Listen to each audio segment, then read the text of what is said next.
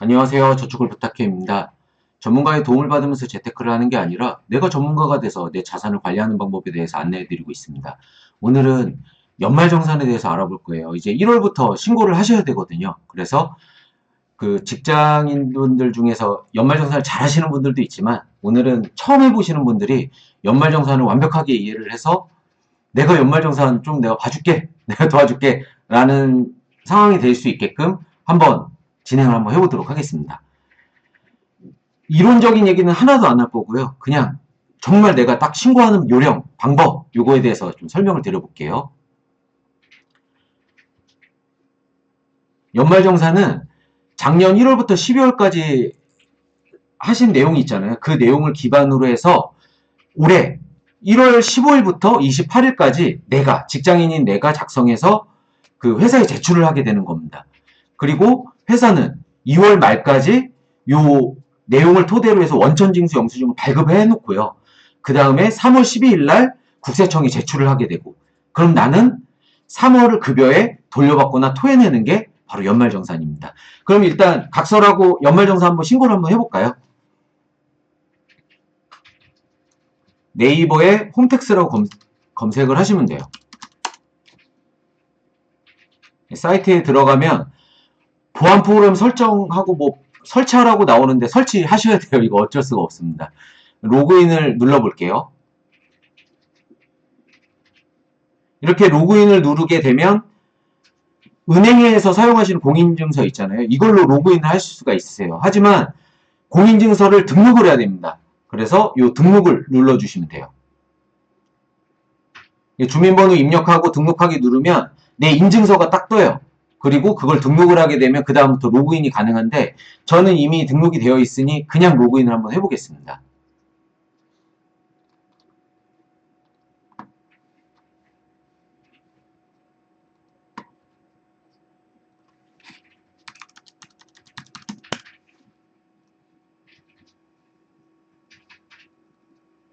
자, 이렇게 로그인이 되어 있으면 여기 로그인 되어 있다고 나오죠? 그러면 여기 조회 발급을 누르시면 돼요. 그리고 여기 연말정산 간소화를 눌러주시면 됩니다. 그리고 여기 근로자 자료조회에서 첫 번째 소득 세액공제 조회 발급을 눌러주시면 돼요.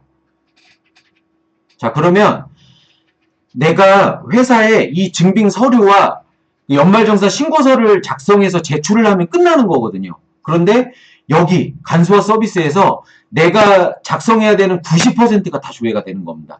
그리고 여기 있는 거를 한 번에 내려받기를 하거나 아니면 이렇게 부분적으로 눌러서 인쇄를 통해서 다 출력해 놓으면 되겠죠. 이 정보를 나는 여기 연말정산 신고서에 작성을 해서 제출을 하면 되는 거예요. 간단하죠? 네.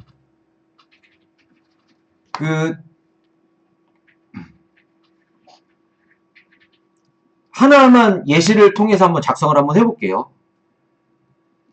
여기 회사마다 규모에 따라서 요거를 서류로 나눠주면서 수기로 작성하라는 회사도 있고 아니면 이런 엑셀 파일을 나눠줘서 엑셀에다 입력하라는 회사도 있고 아니면 그 전산이 오픈돼서 이런 자료를 입력하라고 이제 오픈되는 경우가 있고 다 다르지만 다 내용은 똑같은 겁니다. 이렇게 작성을 하시면 되고 요게 이거 어디에다 뭘 입력해야 될지 잘 모르잖아요. 요거 어떻게 입력하시면 되냐면 요 홈택스에서 조회되는 요 자료들 있죠. 이렇게 영원히는 입력할 게 없는 겁니다. 이렇게 입력이 되는 요 자료들만 내가 거기다가 맞춰 쓰는 거죠. 여기 국민연금을 제가 여기 101만 원 정도를 이렇게 입력하는 게 있는데 요걸 딱 보면서 여기 자료에서 지금 이게 현 근무지에서 쓴 거잖아요. 그럼 여기에 101만 뭐 얼마 뭐 이렇게 이런 식으로 입력하시면 이걸 자료를 작성해서 회사에 제출하시면 이제 끝나게 되는 겁니다.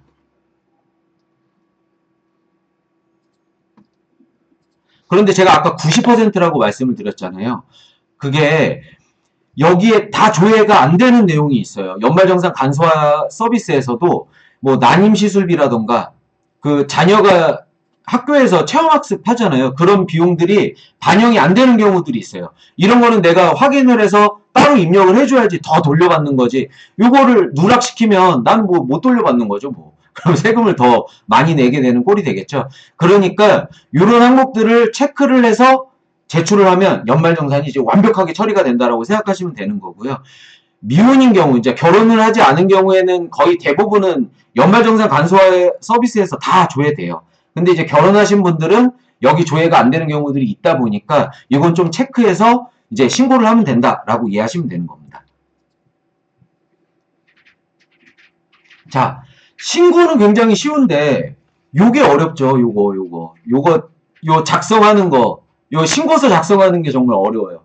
그런데 요게 이렇게 한번 쭉 봐도 이렇게 소득공제해야 되는 종목들이 있고 세액공제해야 되는 종목들이 있고 이렇게 막 너무 다양하고 많은데 얘를 어디에다 뭘 어떻게 입력해야 되는지, 내가 이걸 제대로 잘 입력해야 하는 게 맞는 건지 뭐 하는지, 요게 핵심이고 어려운 거죠. 그래서 요거를 제대로 입력하시려면 연말정산이 어떤 건지 이 플로우를 잘 아셔야 되거든요. 그래서 요 얘기를 한번 해드리도록 하겠습니다. 그 사업을 하는 사람이든 직장을 다니는 사람이든 세금을 내요. 작년에 1월부터 12월까지 한 내용을 그 다음에 원래 기준은 5월 달에 신고를 해서 한 번에 세금을 내야 되는 겁니다. 그런데 희한하게 직장인만 특이하게 이런 식으로 세금을 내요. 원천징수라는 걸 합니다. 그게 어떤 거냐면 예시를 들어볼게요. 내가 지금 연봉이 4천이면은 연봉 4천 나누기 12 하면 333만 원을 원래 월급으로 받아야 되는데 일단 4대 보험은 내잖아요. 직장인이라면. 요 4대 보험 빼고도 세금을 또 따로 냅니다. 근데 요 세금은 국가랑 회사랑 이제 합의를 해서 대략적으로 연봉 4천인 사람은 이 정도의 세금을 내겠구나라고 해서 표준치가 있어요. 요 표준치만큼을 계산을 해서 미리 그냥 떼는 겁니다. 원천 징수를 하는 거죠. 그러니까 내 월급이 333만 원에서 4대 보험 내고 난 돈을 받는 게 아니라 요 세금까지 떼고 나머지 월급을 받게 되는 거예요. 다시 정리를 한번 해볼게요. 내가 연봉이 4천이면 월급 나누기 10 해가지고 월급 333만 원을 받고 나중에 뭐 내년이 5월이 돼서 아니면 내년 1월이 돼서 계산을 해가지고 한 번에 돈을 내는 시스템으로 되는 게 아니라 직장인만 특이하게 330만 원 안 주고 고용보험료 빼고 일괄 계산된 세금 빼고 나머지 294만 원을 받는다라는 겁니다. 그러면 요 세금 평균인 11만 8천 원씩 납부해가지고 요 1년으로 따지면 얼마겠어요? 142만 원이죠. 142만 원 이미 납부했는데 아니 내가 4천만 원 버는 사람이 다 경우가 다를 거 아니에요. 난 어떤 사람은 연봉 4천만 원인데 배우자도 있고 자녀도 있는데 외벌이에요. 이런 사람이 세금 내는 거랑 내가 4천만 원 버는데 지금 결혼을 아직 안 했어요. 이런 사람 세금 내는 거랑 동일하면 약간 그렇죠. 뭐 상황에 따라 다르겠지만 그 다 결혼 안 하려고 할 거 아니에요. 그러면 좀 문제가 있겠죠. 그러니까 세금이 다 다를 거라는 거죠. 그래서 이렇게 표준으로 세금을 떼놓고 결혼해서 아기 있고 외벌이인 경우에는 좀 더 많이 떼어주고 그리고 결혼하지 않은 경우에는 세금을 좀 더 많이 내게끔 되겠고 이런 플로우로 된다라는 겁니다. 그래서 원천징수를 해놨다가 나중에 세금을 계산을 해서 연말정산을 해서 연말정산은 1월에 하는 거예요. 작년에 쓴 걸 가지고 연말정산을 해서 이렇게 세금을 이제 계산을 하는 겁니다. 그러면 이런 식으로 가는구나. 그냥 사업하는 사람이랑 다르게 직장인만 따로 원천징수를 하는구나.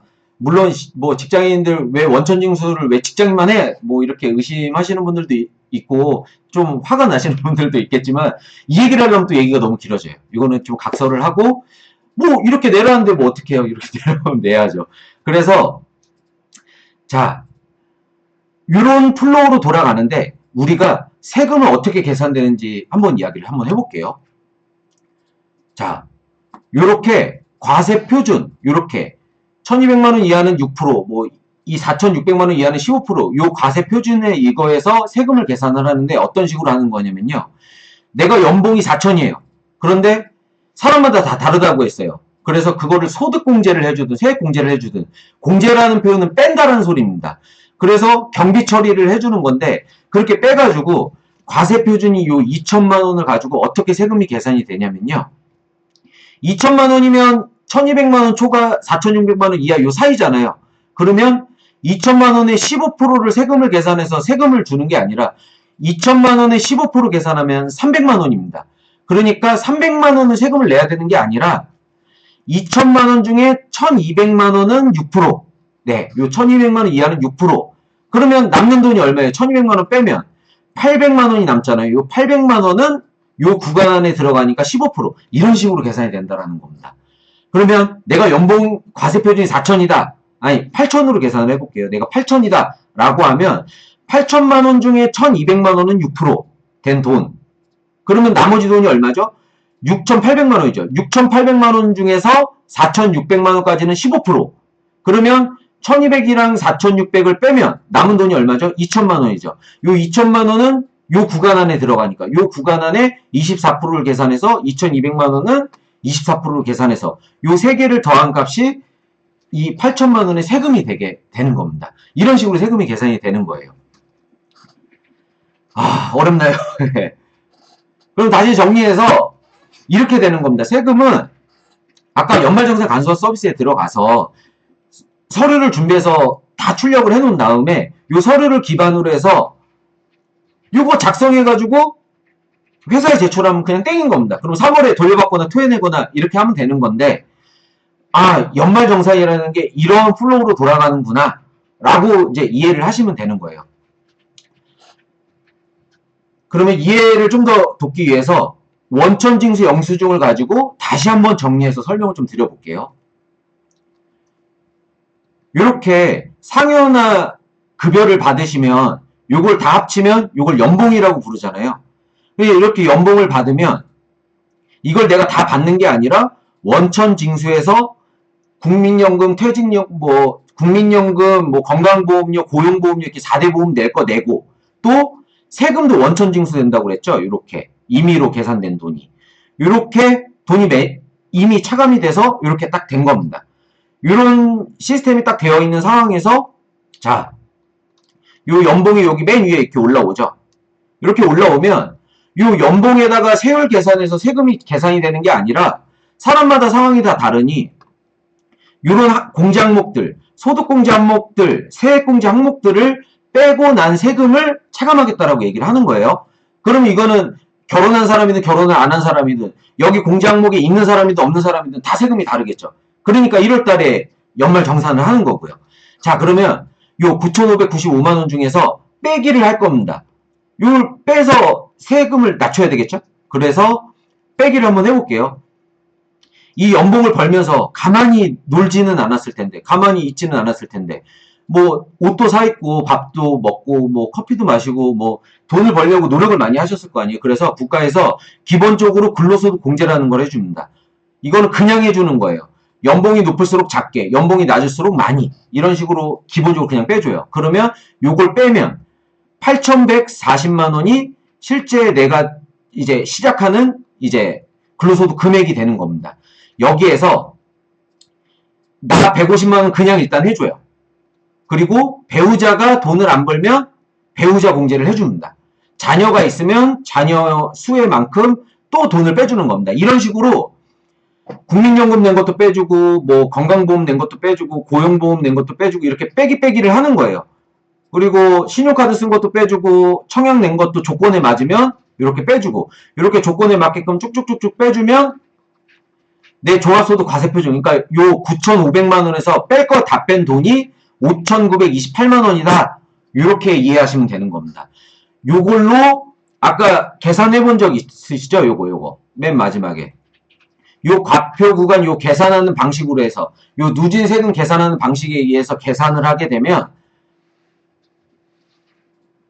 네, 5,928만 원에 계산을 하면 산출세액은 900만 원이 되게 되는 겁니다.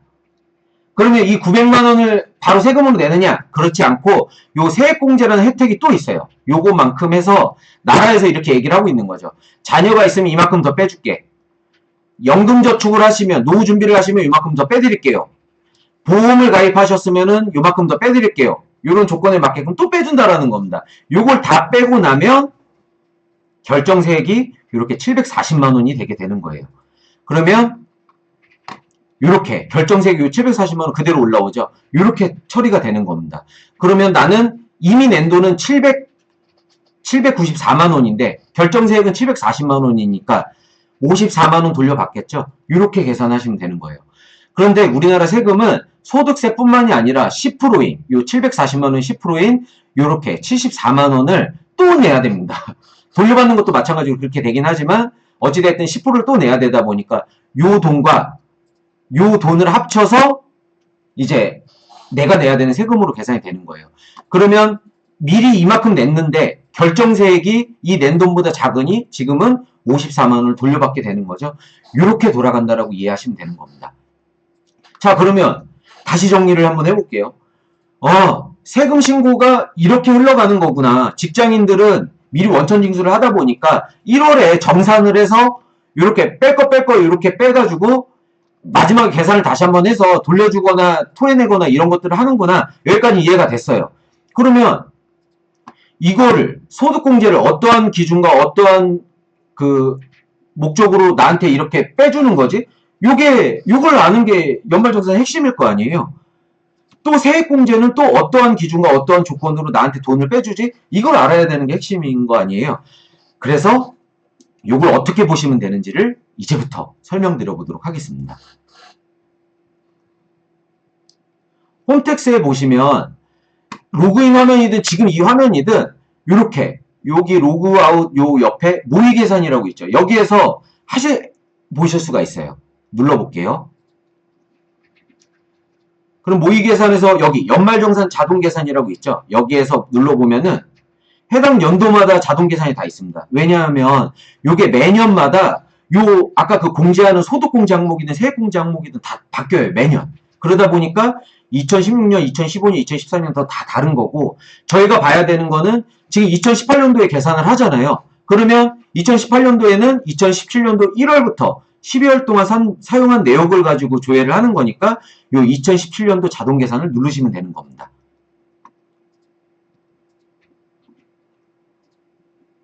자, 그러면 아까 제가 이 설명을 드렸어요. 어떠한 조건으로 인적공제를 등록하는 거지? 그걸 어떻게 보는 거지? 요거를 이제 설명드리기로 했었잖아요. 그걸 이제 알려드리려고 하는 거예요. 자, 일단 급여 이거부터 한번 입력해 보겠습니다. 여기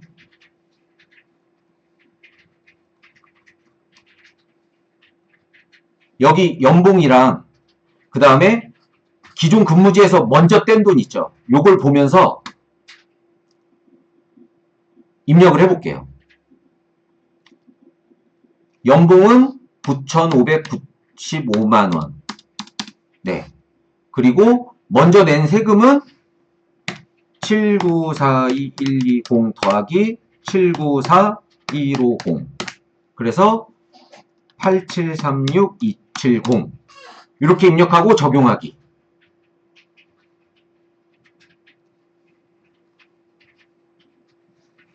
여기까지 세팅을 해놓으면 이제부터 내가 여기 공제 항목에 해당되는지 안 되는지를 아는 방법을 한번 조회를 한번 해볼게요. 여기 수정을 누르시면 돼요. 인적공제 수정이든 연금보험료의 수정이든 요걸 눌러보시면 내가 여기 해당되는지 안 되는지를 조회해 볼 수 있습니다. 한번 눌러볼게요. 수정을 누르고 여기다가 결과를 입력을 하면 되는데 여기 기본공제 설명 펼치기 있죠. 각 항목마다 이 항목이 있어요. 이걸 눌러보면은 내가 여기 해당되는지 안 되는지를 알 수가 있는 겁니다. 자, 본인 기본공제는 그냥 해주는 거죠. 그러면 나는 여기 그냥 자동으로 입력이 되는 겁니다. 따로 입력할 필요가 없죠. 그리고 배우자는 여기 보면은 이런 식으로 내용이 나와 있어요. 연간 소득금의 합계액이 100만 원 이하. 근로소득인 경우에는 총 급여가 500만 원 이하. 총 급여가 500만 원 이하라는 얘기는 한 달로 따졌을 때, 한 달 월급으로 따졌을 때 이거 40만 원도 안 되는 돈이에요. 이러면 돈을 안 번다라고 보는 겁니다. 이 조건에 해당하면 150만 원 해주겠다라는 겁니다. 이게 아니면 안 해주는 거예요. 네. 이거 이상 벌면은. 그러니까 총급여가 연봉이 600만 원이면 이제 안 해주겠다라는 겁니다. 이런 식으로 보고 나한테 해당되면은 여기다가 입력을 하는 거고 소득공제할 때도 마찬가지로 여기다가 입력을 하게 되는 겁니다. 자녀가 보면은 만 20세 이하여야 되죠. 그러면 소득공제가 되는 거예요. 근데 내 자녀가 만 20세 이상이다. 그러면 여기에 포함이 안 되니까 공제가 안 되게 되는 거겠죠. 이런 식으로 입력하시면 돼요. 가족 중에 장애인이 있거나 70세 이상의 노인이 있거나 이렇게 되면 추가 공제 펼치기를 통해서 여기다가 해당되는지 보고 입력을 하시면 되겠죠. 다 이런 식으로 입력을 해서 조회해서 내가 여기 해당되는지 안 되는지를 보시면 되는 겁니다. 그런데 여기 있는 내용이 참 이해하기가 어렵죠. 이거를 블로그 댓글에 달아주세요. 댓글에 달아주시면 제가 이 사례에 맞게끔 영상을 제작해서 앞으로 올려드리겠습니다. 이렇게 그런데 이제 대부분은 요거 내용 보시면 이제 조금만 읽어보시면은 다 이해돼서 아 내가 이런 요게 해당이 되는구나 안 되는구나 이렇게 좀 보실 수가 있을 겁니다. 그런데 뭐 아무튼 이렇게 입력을 하시면 돼요. 이렇게 쭉 입력을 하시고 계산하기를 누르고 결과 상세 보기를 누르면 네 이제 내가 돌려받는지 토해내는지를 알 수가 있는 거죠. 지금 아까 그 예시로 보여있는 이 원천징수 영수 증의 내용과 다르게 여기는 이런저런 정보들이 다 들어갔잖아요. 그런데 제가 이런저런 정보를 입력을 안 하고 그 뭐 결혼을 안 했으면 여기 입력할 게 많이 없겠죠. 이렇게 되어 있으면 기납부는 이렇게 냈는데 873만 원을 냈는데 결정세액은 1296만 원이 되게 되는 거죠. 그러면 저는 3월 달에 어떻게 되겠죠? 423만 원을 토해내게 되겠죠. 근데 이것만 토해내는 게 아니라 10%인 지방소득세까지 같이 해가지고 이렇게 총 얼마죠? 한 460 정도 되나요? 460만 원을 토해내게 되는 게 예, 연말정산이라는 겁니다.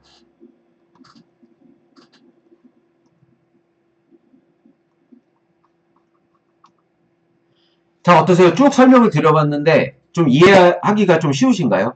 또 신고는 이제 바로바로 하실 수 있게끔 되셨나요? 네. 여기 케이스 바이 케이스대로 사람마다 다 다르기 때문에 그런 문의사항이 있다라면 댓글로 이렇게 좀 남겨주시면 또 영상으로 찾아뵈면서 답변 드릴 테니까 그렇게 좀 활용해 주시면 되고 조금만 읽어보시면 정말 전문가 돼요. 자신있게 직장 다니면서 야, 내가 뭐 연말정산 신고 좀 도와줘? 이렇게 되니까 이렇게 전문가가 되셨으면 좋겠습니다. 그럼 이상 마치도록 하겠습니다. 감사합니다.